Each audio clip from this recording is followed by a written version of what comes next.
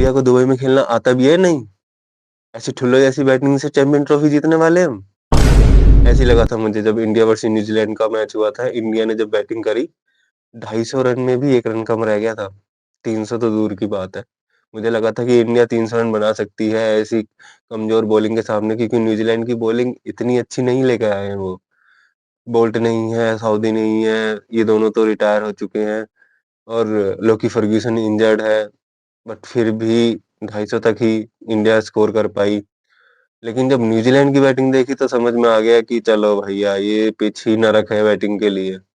यहाँ स्कोर नहीं बनने वाला। अब यहाँ जिसने अपनी बॉलिंग पे स्ट्रेंथ ज्यादा दे दिया, और जो फील्डिंग फील्डिंग की तो बात ही क्या है। भाई न्यूजीलैंड ने क्या फील्डिंग करी थी, क्या ही फील्डिंग करी। उड़ उड़ के कैच लिए, मतलब कपड़े काले पहन लिए, मतलब कृषि बन गए।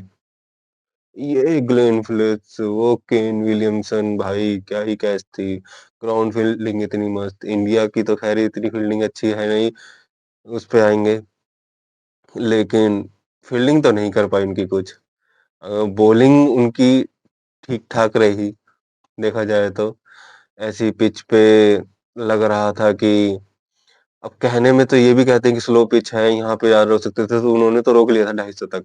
250 का 350 बनवा दिया। जैसे इंडिया ने न्यूजीलैंड ने बैटिंग करी, 250 का 350 समझ के खेल रहे थे वो।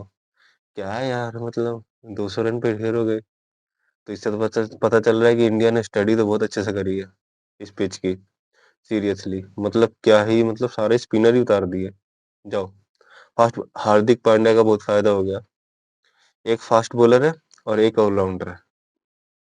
ये दो चल रहे थे फास्ट बॉलिंग में, और बाकी सारे स्पिनर। कहने के स्पिनर है, वो भी ऑलराउंडर है। बैटिंग में भी फायदा हो रहा है।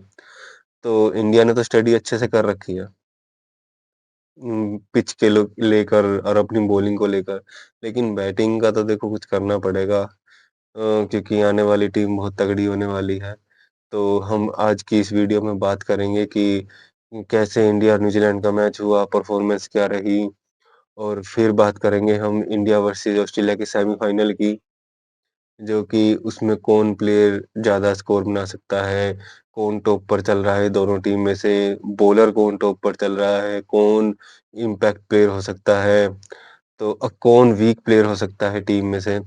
तो इन सब पे बात करेंगे। तो आइए शुरू करते हैं पहले इंडिया वर्सेस न्यूजीलैंड के मैच में, कि इंडिया ने जो रन बनाए, तो उसमें शुभमन गिल, विराट कोहली और रोहित शर्मा तीनों ही नहीं चल पाए। ये इनकी तीनों के ऊपर बात करेंगे बाद में। तीनों नहीं चल पाए। उसके बाद श्रेयस अय्यर, मतलब श्रेयस अय्यर अभी अपनी टॉप फॉर्म में है, और बहुत मतलब पिच के हिसाब से बैटिंग करी है। जैसे कि हमें लग रहा था कि टॉप फॉर्म में है तो अपने वही वाले अंदाज में खेलेंगे, मार धाड़। और नहीं, उन्होंने थोड़ा सा टिक कर भी खेला। सेंचुरी मिस कर गए, लेकिन बैटिंग बड़ी मस्त थी। उसके बाद अक्षर पटेल तो जैसे, मतलब उनको ऐसा कॉन्फिडेंस दिया बैटिंग में कि वो अपने आप को एक्चुअल में बैटिंग ऑलराउंडर मानकर चल रहे हैं, जो कि बहुत अच्छी बात है टीम इंडिया के लिए। तो बहुत, मतलब इंडिया के पास लेफ्टी बैट्समैन भी नहीं है टॉप में। तो देखा जाए तो पूरी बैटिंग यूनिट में अक्षर पटेल का यूज किया जा रहा है एज लेफ्टी बैट्समैन, ठीक है। तो और वो स्पिन भी बहुत अच्छा खेल रहा है। तो ये तो हो गई अक्षर पटेल की बात। फिर के एल राहुल का तो अभी जैसे लग रहा है कि उनको अभी रोल समझ नहीं आ रहा है, और पिच भी कुछ ऐसी ही है बैटिंग के लिए। तो उतना नहीं उनको एक्सपोजर मिल रहा है। एक चौका मारा था, 27 बॉल में 23 रन थे शायद। तो ये था। और बाकी हार्दिक पांड्या की, यार क्या ही बैटिंग थी। मतलब क्या ही बैटिंग थी यार। मतलब जो बैटिंग दिखाई ना लास्ट में, लग नहीं रहा था कि इंडिया का इतना स्कोर हो पाएगा।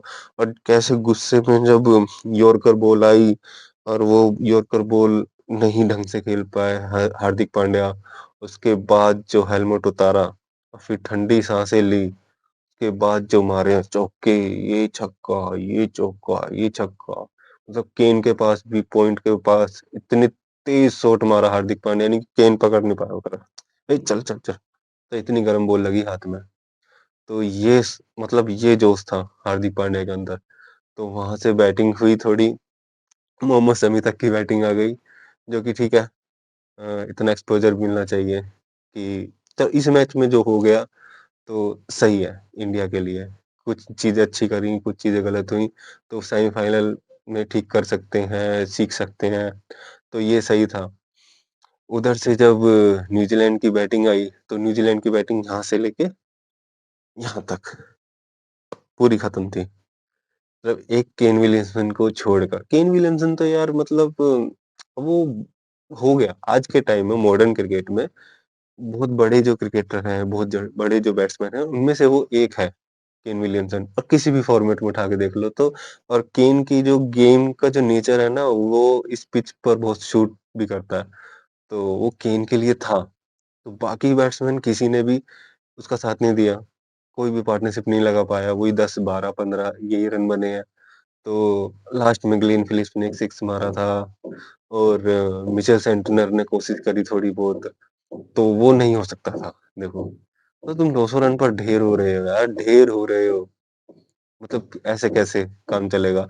ऐसा लग रहा था कि इंडिया ने तो बैटिंग कर ली, अब न्यूजीलैंड वाले सोच रहे हैं कि यार ऑस्ट्रेलिया के साथ मैच हो सकता है हमारा, तो हम वो खेलें या नहीं खेलें? उनके साथ खेलें या नहीं खेलें सेमीफाइनल? क्योंकि अफ्रीका को तो न्यूजीलैंड ने बहुत हराया है आईसीसी के टूर्नामेंट में, नॉकआउट्स में। मैंने खुद देखा 2011 और 2015 के वर्ल्ड कप में, ओडीआई वर्ल्ड कप में न्यूजीलैंड ने साउथ अफ्रीका को हराया था, वो रोते-रोते गए थे। तो उनको तो लग रहा होगा कि हम अफ्रीका को तो हरा देंगे और फाइनल में जो भी आएगा वो तब का तब देखा जाएगा। लेकिन अभी शायद ऑस्ट्रेलिया से ना खेलें, तो हम जीते या ना जीते। तो यही इनकी कन्फ्यूजन रही और ये पूरा का पूरा मंडल हो गया न्यूजीलैंड का बैटिंग ऑर्डर। तो ये था और वरुण चक्रवर्ती को जो फिट किया टीम के अंदर पहला मैच, मतलब बुमराह की जगह पे खिलाया गया था वरुण चक्रवर्ती को। पहला मैच था टूर्नामेंट का और कर दिए 5 विकेट, 5 विकेट उड़ा दी। जो कि अब ऑस्ट्रेलिया वाले समझ रहे होंगे कि यार अब ये वरुण चक्रवर्ती खेलेगा, नहीं खेलेगा इस मैच में। अब इसकी तैयारी करनी है, कुलदीप यादव की तैयारी करनी है। करेंगे इसके बारे में बात अभी। तो ओवरऑल ये मैच था। तो जो कि वरुण चक्रवर्ती की फील्डिंग कमज़ोर है, ये मानना पड़ेगा। देखो बैटिंग में तो हम यूज़ नहीं कर सकते वरुण चक्रवर्ती को, उस पे डिपेंड नहीं रह सकते और बॉलिंग अच्छी है, बॉलर ही है तो बॉलिंग अच्छी है, ये अच्छी बात है। लेकिन फील्डिंग फील्डिंग बहुत ऑर्डिनरी है।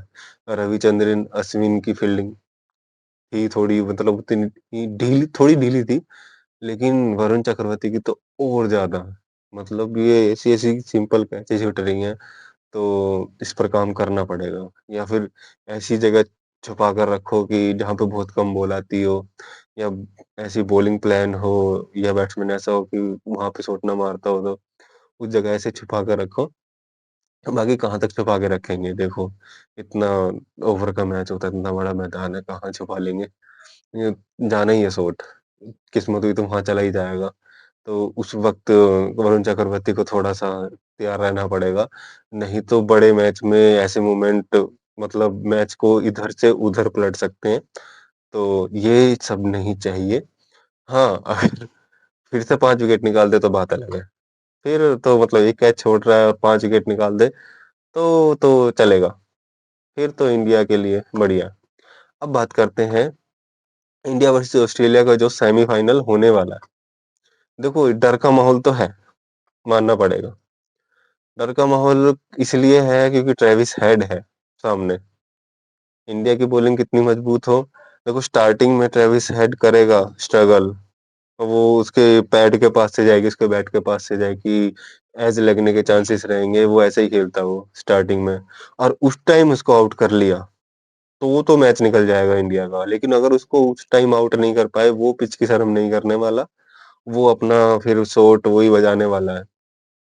तो ट्रेविस हेड से बच के रहना पड़ेगा। बाकी के जो बैट्समैन हैं वो जैसे स्टीव स्मिथ और मानस लाबुशेन, ये दोनों को पिच सूट करती है, तो ये पिच के अकॉर्डिंग खेलने वाले हैं, सिचुएशन के अकॉर्डिंग खेलने वाले हैं। बाकी मैक्सवेल है और ट्रेविस हेड है, ये पिच की शर्म नहीं करने वाले। खासकर ट्रेविस हेड और ग्लेन मैक्सवेल को दुबई की पिच का अच्छा खासा अनुभव है, अच्छा खासा एक्सपीरियंस है, इसने बहुत मैच खेले हुए हैं यहाँ पे। तो मैक्सवेल से तो बच के रहना पड़ेगा। प्लस में जो इनके साइड के जो बैट्समैन हैं, उनको जल्दी निपटा लिया तो अच्छा रहेगा, क्योंकि इन लोगों से मतलब 4 बैट्समैन के नाम लिए मैंने, Travis head, Glenn Maxwell, Steve Smith और मार्नस लेविसन।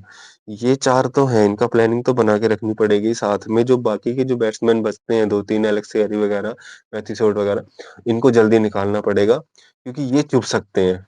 अगर इनके रन बने, ये चुभ सकते हैं। इनको तो कोड़ी के भाव निकालना पड़ेगा।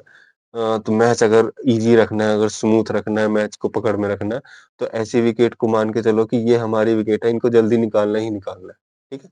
तो बाकी जो बड़े प्लेयर हैं, जो 4 बड़े प्लेयर हैं, 2 खेलेंगे तेज़ और 2 खेलेंगे स्लो, पिच के अकॉर्डिंग। तो उनका गेम प्लान बनाना है, बाकी 3 को तो निकालना ही है जल्दी। ये तो ठान के चलो, उनके रन चुभेंगे अगर उन्होंने रन बना दिए तो। चलो ये बात आ गई उनकी बॉलिंग। उनकी बॉलिंग में ऐसा कुछ बड़ा हुआ नहीं है, सीरियसली।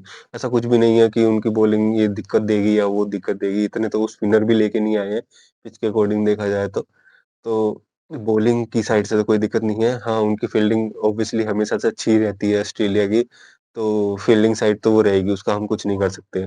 वो अगर उड़कर कैच लेते हैं, डाइव मारते हैं, क्योंकि वो फील्डिंग एक्चुअल में ऐसे बड़े मैच में तो और ज़्यादा अच्छी करते हैं। वो 20-22 रन तो वो ऐसे ही बचा लेते हैं, मैंने देखे हैं ऐसे इनके कई मैच। तो फील्डिंग का तो हम कुछ कर नहीं सकते। अब इंडिया की बैटिंग की बात आती है, स्पेशली ये 3 प्लेयर, रोहित शर्मा, शुभमन गिल और विराट कोहली। देखो क्या करना है, ये मैच हो गया न्यूजीलैंड के खिलाफ, तुमने नहीं चले, तुम फेल रहे, फ्लॉप जिसको बोलते हैं। यही मैच था बस, यही मैच था, आगे कोई मैच नहीं है। ऐसा कोई मैच नहीं खेलना है।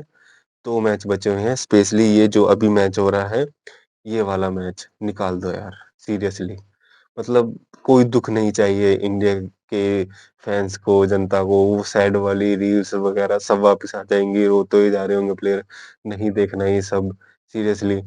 मतलब कुछ भी करो, चल गए, मतलब अच्छे तरीके से फ़ॉर्म वाले बिल्कुल, रोहित शर्मा ने तोड़ दिया बिल्कुल अच्छे से, शुभमन गिल ने अपनी क्लास दिखा दी, और विराट कोहली, वाह! विराट कोहली चल गया तो मज़े ही मज़े।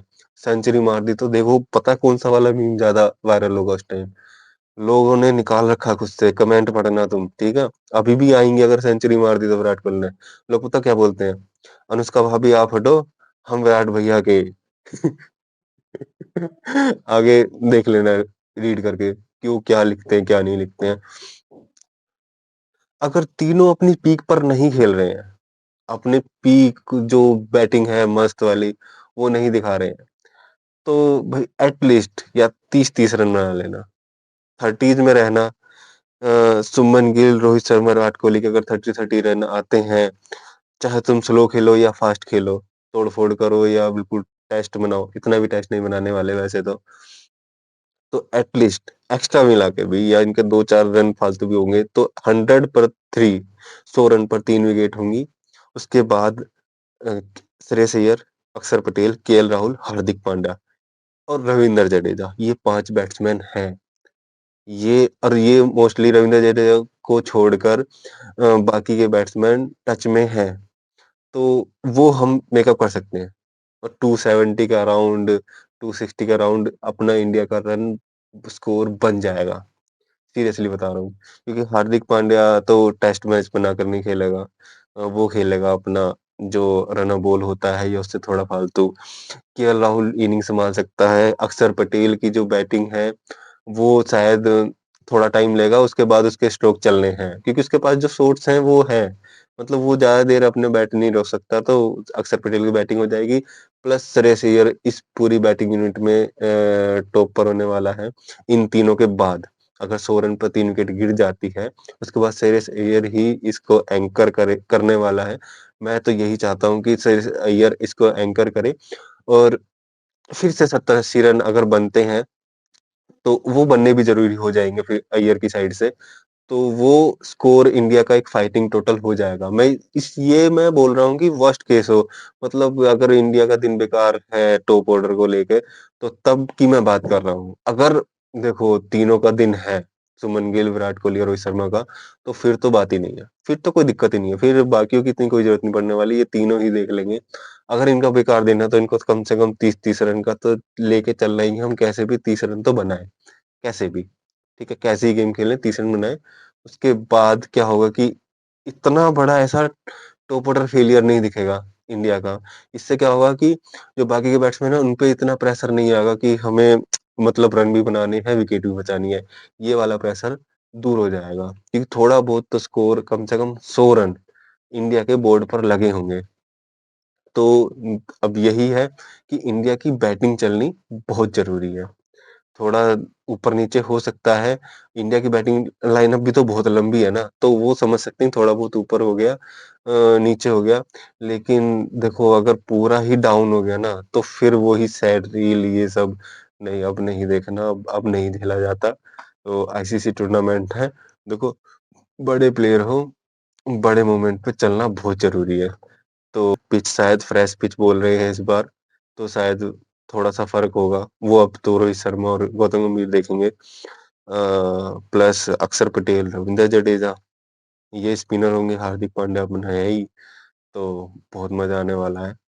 तो देखते हैं क्या होता है, हार्ट ब्रेक ना हो, बाकी चक दे फट्टे। मेरे चैनल को लाइक करिए, सब्सक्राइब करिए, शेयर करिए और फीडबैक ज़रूर देना। कुछ भी अगर आपको अच्छा नहीं लगता है या कुछ अच्छा लगता है तो कमेंट सेक्शन में ज़रूर बताना मुझे। तो और मेरे चैनल का नाम है क्रिक सुपर हीरो।